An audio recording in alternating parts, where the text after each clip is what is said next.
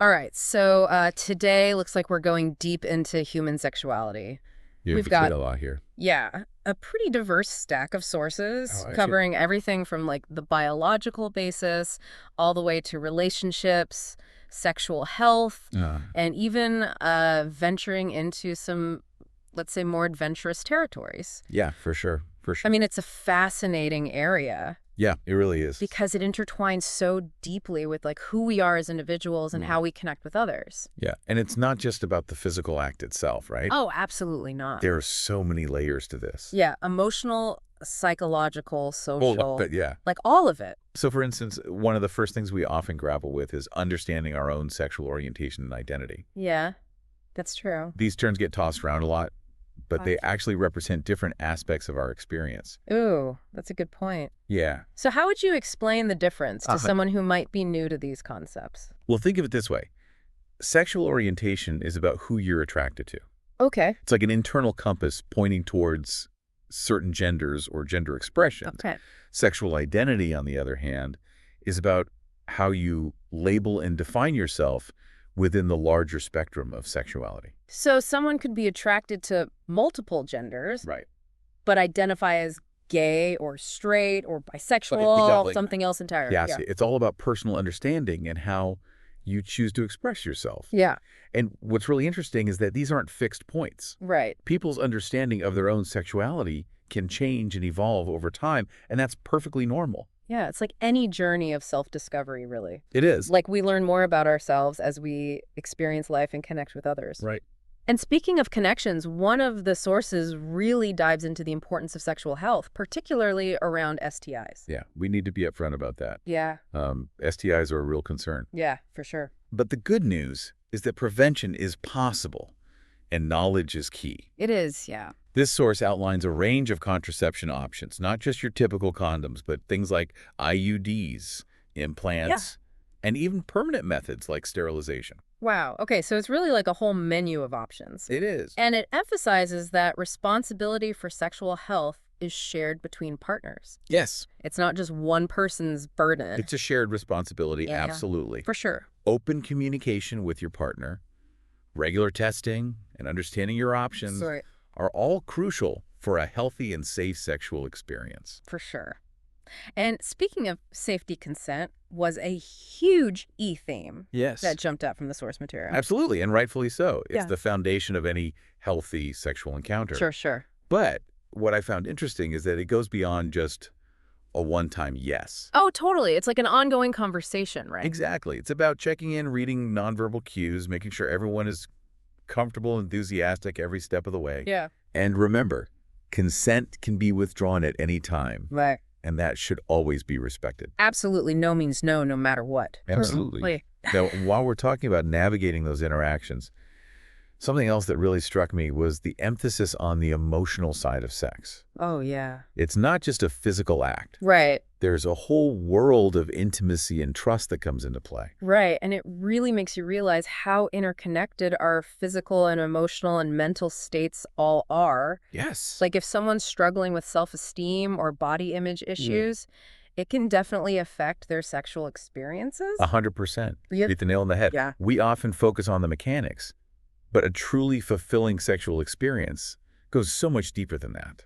For sure, it's about feeling safe, secure, Right? and connected with your partner, Yeah, which, if we're being honest, requires a whole other level of communication. it does. And it's not always easy to talk about those things openly. Oh, it's so It not. can be very difficult. And this is where things got a little more, shall we say, descriptive. One source even had a whole section on types of sexual activities. Ah, yes, the exploration of preferences. Yeah, and as you saw, there's a pretty vast range. Yeah. Like vaginal, oral, anal.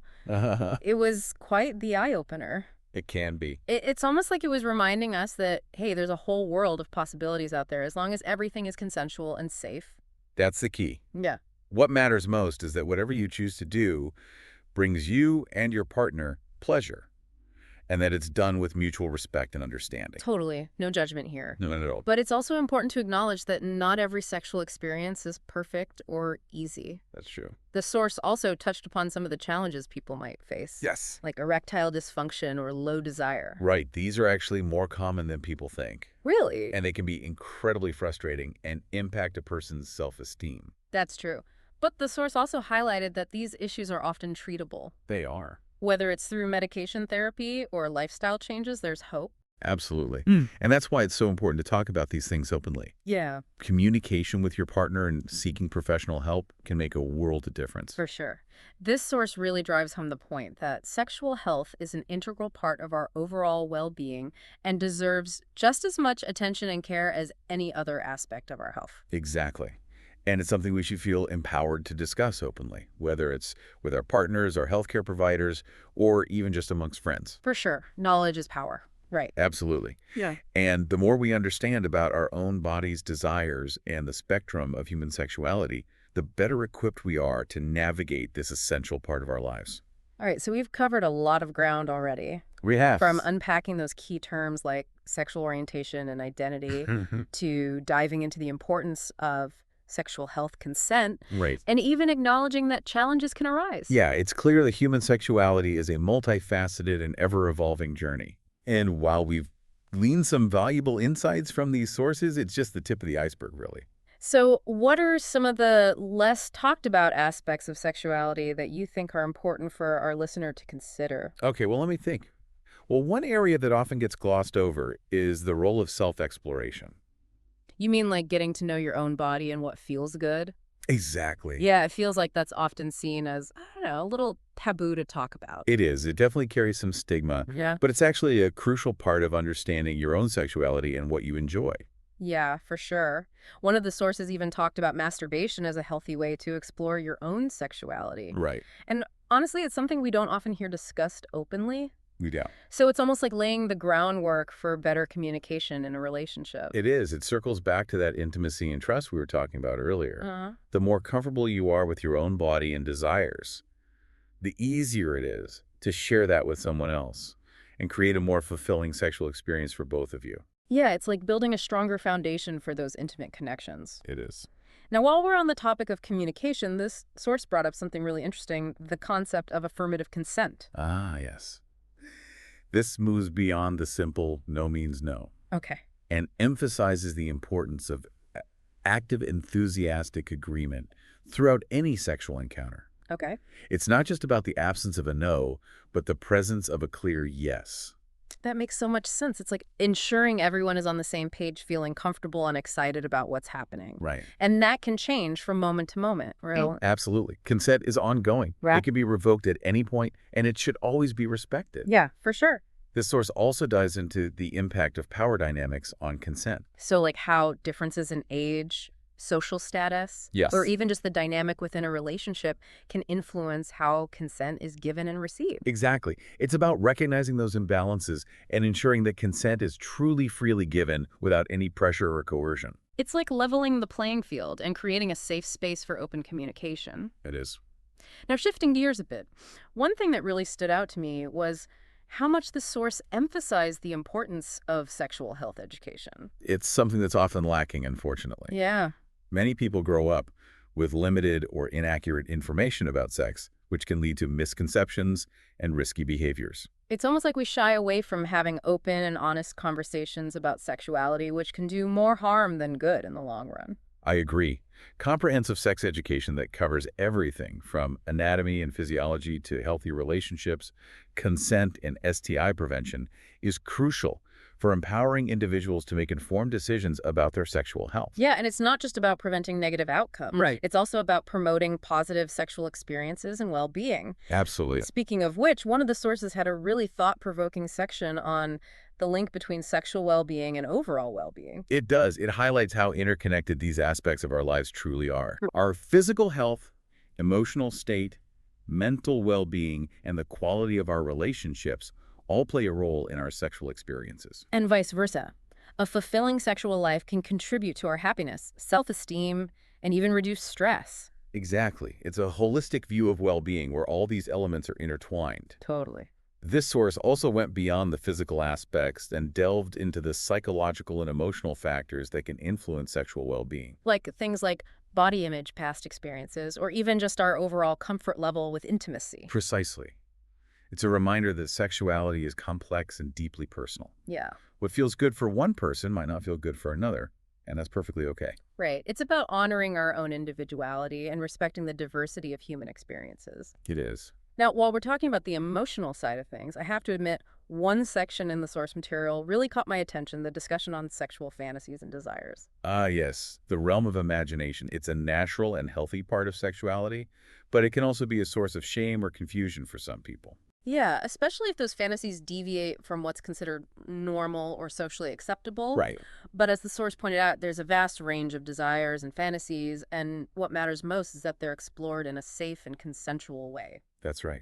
Fantasies can be a way to explore different aspects of ourselves, to play with different roles, and to tap into desires that we might not feel comfortable acting out in real life. So it's like having a safe space to explore those hidden parts of ourselves without judgment. It is. Now, while we're on the topic of exploring, I remember this source also touched upon the concept of BDSM, Oh. which I have to admit I'm a bit curious about. Okay, yeah. It's an area that often evokes strong reactions, both positive and negative. But at its core, BDSM is about exploring power dynamics, sensation play, and negotiated consent in a structured and safe environment. So it's not just about whips and chains. Not necessarily. It's often misunderstood and sensationalized in media, but for many people who engage in BDSM, it's about trust communication and pushing boundaries in a way that feels empowering and fulfilling. Oh, okay. It sounds like it requires a lot of open communication and clear boundaries to ensure everyone feels comfortable and safe. It does, Yeah. absolutely. And that's where the concept of safe, sane, and consensual comes in. Right. It's about ensuring that all parties involved are of sound mind, that they have established clear boundaries and limits, and that consent is freely given and can be revoked at any time. Yeah, it sounds like a lot of responsibility, but also potentially very rewarding for those who are interested in exploring those aspects of their sexuality. It can be. And it's important to remember that BDSM, like any other form of sexual expression, is a personal choice. Right. It's not for everyone, and that's perfectly okay. It's about honoring our own preferences and finding what works for us. It is. Now, speaking of finding what works, one thing that really resonated with me from this source was the emphasis on seeking help when needed. Yes, definitely. Whether it's for sexual dysfunction, relationship issues, or simply a desire to explore your sexuality further, there are resources available to support you. Like therapists who specialize in sex and relationships, sexual health clinics, and even online communities where people can share information and connect with others. Exactly. There's no shame in seeking guidance or support. It's a sign of strength and a commitment to your own well-being.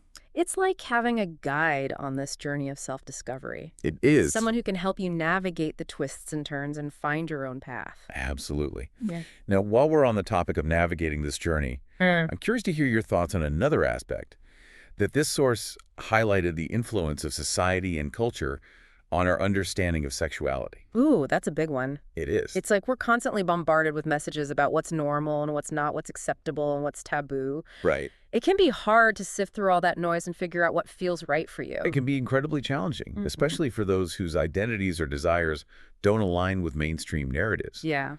This source explores how social norms, religious beliefs, and even political ideologies can shape our perceptions of sexuality. It makes you realize how much of our understanding of ourselves is influenced by external factors. It's like we're all trying to navigate this complex landscape while carrying this baggage of societal expectations. And that baggage can be heavy. It can. It can lead to internalized shame, guilt, and even fear of expressing our true selves. It's like we're constantly battling against these ingrained beliefs about what's right and wrong, good and bad. It's exhausting. It can be. And it's important to remember that these societal norms are constantly evolving. Right. What was considered taboo a generation ago might be completely accepted today. Yeah, it's like the landscape is constantly shifting beneath our feet. It is. So how do we navigate this ever-changing terrain and find our own sense of truth and authenticity when it comes to our sexuality? That's the million-dollar question, isn't it? Yeah. I think it starts with critical thinking and questioning those ingrained beliefs. So challenging those assumptions about what's normal or natural and digging deeper into the why behind those beliefs. Exactly. It's Yeah. about examining those messages we've received from our families, our communities, and the wider culture, Uh-huh. and asking ourselves, do these beliefs align with my own values and experiences? It's like peeling back the layers of conditioning and getting to the core of who we are, what we believe, and what feels right for us. It is. It's a process of self-discovery and unlearning. Yeah. And it can be challenging, but it's ultimately liberating. It's like breaking free from those societal constraints and embracing our own unique journey. It is. Now, speaking of journeys, one thing that this source really highlighted was the importance of respecting different paths when it comes to sexual exploration and expression. It is. It's a reminder that there's no one-size-fits-all approach to sexuality. Right. What works for one person might not work for another, and that's perfectly okay. It's about celebrating the diversity of human experiences and recognizing that everyone has the right to explore their sexuality in a way that feels safe, consensual, and fulfilling for them. Exactly. And that includes respecting those whose choices might differ from our own. It's about creating a space for open dialogue and understanding, even when we might not agree with someone else's choices. Absolutely. Judgment and shame have no place in a healthy and inclusive conversation about sexuality. Yeah. It's about fostering empathy, compassion, and a willingness to learn from one another. It's like building bridges instead of walls, recognizing that we're all on this journey together, even though our paths might look different. I like that analogy. Now, while we're talking about different paths, I'm curious to hear your thoughts on another aspect that this source touched upon, the intersection of sexuality with gender identity. Okay. It's an area that's often misunderstood. Sure. And can be complex to navigate, Right. especially for those who don't identify with the gender they were assigned at birth. So, like transgender individuals, non-binary folks, or anyone who feels like their gender identity doesn't fit neatly into the traditional male-female binary. Exactly.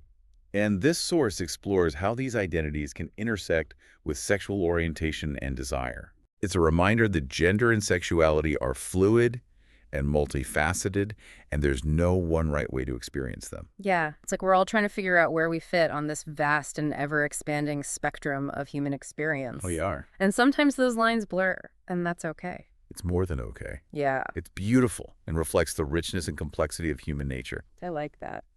This source also touches upon the unique challenges that LGBTQ plus individuals often face when it comes to expressing their sexuality. Like facing discrimination, stigma, and even violence simply for being who they are. Unfortunately, yes. Okay. And that's why it's so important to create safe and inclusive spaces where everyone feels free to express themselves without fear of judgment or harm. Right. It's about fostering a culture of acceptance and understanding where everyone's rights and identities are respected and celebrated. Absolutely. And it's a journey that requires ongoing effort and commitment from all of us. Now, while we're on the topic of ongoing effort, I'm curious to hear your thoughts on another area that this source highlighted the importance of maintaining sexual health throughout our lives. Oh, yeah. It's like we often associate sexual health with younger generations. Right. But the reality is that it's relevant at every stage of life. It is. Yeah. Exactly. Our bodies and desires change as we age, and it's important to adapt our approach to sexual health accordingly. Yeah. This source discusses how hormonal shifts, chronic illnesses, and even medication can impact sexual function and desire. It's like we have to keep learning and adjusting as we go, acknowledging that our needs and experiences might evolve over time. Absolutely. And that includes being proactive about seeking medical advice or support when needed, Right. whether it's addressing concerns about erectile dysfunction, menopause, or simply seeking guidance on maintaining a healthy and fulfilling sex life as we age. Mm. There are resources available to help us navigate these changes. It's like having a roadmap for this lifelong journey of sexual exploration and well-being with signposts along the way to guide us. It's a beautiful analogy, Yeah. and it's a reminder that this journey is not meant to be traveled alone. Right. We have each other, we have communities of support, and we have access to a wealth of information and resources to help us along the way. It's about embracing the adventure, acknowledging the challenges, and celebrating the joy of discovering and expressing our authentic selves. Beautifully said. Yeah. Now, I'm curious to hear your thoughts on another aspect, that this source explored the impact of technology on our sexual experiences. Oh, wow. That's a whole other layer to unpack. It is. It's like technology has completely revolutionized how we connect, communicate, and even explore our sexuality. It has indeed. This source delves into the rise of online dating apps, virtual reality experiences, and even teledildonics, which allow for remote sexual intimacy. It's like the boundaries of physical space and intimacy are being redefined in the digital age. Exactly. And while technology can offer exciting possibilities for connection and exploration, it also comes with its own set of challenges and considerations. Right, like navigating online safety, maintaining healthy boundaries in virtual spaces, Yes, and even grappling with the ethical implications of these advancements. precisely. It's important to approach these technologies with a critical and mindful perspective, considering both the potential benefits and risks. It's like we need to develop a new set of guidelines and etiquette for navigating these digital landscapes, ensuring that our online interactions are respectful, safe, and consensual. Absolutely. And that includes having open conversations with our partners about our online activities, setting clear boundaries, and being mindful of the potential impact of our digital footprints. It's like we're all pioneers in this uncharted territory, figuring out the rules of engagement as we go. It's an exciting and challenging time to be exploring human sexuality with so many new possibilities and complexities emerging. It's like we're constantly pushing the boundaries of understanding and redefining what it means to be human in a world that's increasingly interconnected and technologically driven. Exactly. And that's what makes this topic so fascinating and endlessly evolving. Right. Now, as we wrap up this deep dive into the world of human sexuality, I'm curious to hear your reflections on what resonated with you the most. Wow, where do I even begin? I know, right? We've covered so much ground from the biological basis of sexuality to the complexities of relationships, Mhm. the importance of consent and communication, Right? the challenges and triumphs of sexual health, and even the impact of technology and societal norms on our experiences. It's been a whirlwind of information and insights. It has. But what really stands out to me is the idea that sexuality is a journey, not a destination. Yeah. It's a lifelong process of self-discovery, exploration, and connection. That's a beautiful takeaway. And emphasizes that there's no right or wrong way to experience sexuality. Yeah. What matters most is that we approach it with curiosity, respect, and a willingness to learn and grow. It's about embracing our own unique path, honoring the diversity of human experiences, and fostering a culture of acceptance and understanding. Beautifully said. Yeah. And I think it's a powerful message to leave our listener with. It is. So what are some final thoughts or advice you would offer our listener as they continue their own exploration of this vast and fascinating landscape? I think the most important piece of advice is to be kind to yourself. Yeah. This journey of self-discovery can be exhilarating and challenging at times. Oh, yeah. There will be moments of confusion, uncertainty, and even missteps along the way. Right. It's like learning any new skill. It is. There's a learning curve, and it's okay to make mistakes as long as we learn from them. Exactly. Don't be afraid to experiment, to question, to push your own boundaries, and discover what truly resonates with you. And remember, there's no rush. Take your time, explore at your own pace, and honor your own unique timeline. Yeah, it's your journey, and you get to define what that looks like. And if you ever hit a roadblock or feel overwhelmed, remember those resources we talked about earlier. Yes, Therapists, counselors, sexual health clinics, they're there to offer support and guidance. they are. They can provide a safe and non-judgmental space to work through any challenges, explore your concerns, and gain a deeper understanding of yourself. Yeah. Sometimes just talking things through with a trained professional can make a world of difference. Totally. It's like having a trusted guide to help you navigate those tricky terrains. It is. And speaking of tricky terrains, I think it's worth reiterating the importance of safe sex practices. Yeah.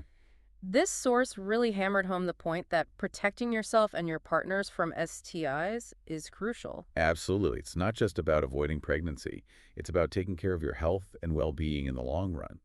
Using condoms consistently, getting tested regularly, and having open and honest conversations with your partners about sexual history and risk factors are all essential steps. Right. And I know it can be a bit awkward, It can be. but those conversations are so important. They are. It's about creating a culture of responsibility and mutual respect when it comes to sexual health. Exactly. And remember, knowledge is power. Yeah. The more informed you are about STI's transmission and prevention methods, the better equipped you'll be to make responsible decisions. And if you ever have questions or concerns, don't hesitate to reach out to a healthcare professional. Yeah, they're there to provide accurate information and support without judgment. Right. Now, as we wrap up this deep dive, I think it's important to acknowledge that the conversation around human sexuality doesn't end here. It's an ongoing dialogue that evolves as we do. Absolutely. What we've explored today is just a starting point. We encourage you to continue learning, questioning, and engaging in open and honest conversations with yourself, your partners, and your community. It's about fostering a culture of curiosity, acceptance, and respect when it comes to all aspects of human sexuality. Remember, there's no one-size-fits-all approach, and what matters most is that you find what feels authentic and fulfilling for you. Beautifully said. Hmm. Embrace your journey, celebrate your individuality, and never stop exploring the vast and wonderful world of human sexuality. And most importantly, keep the conversation going.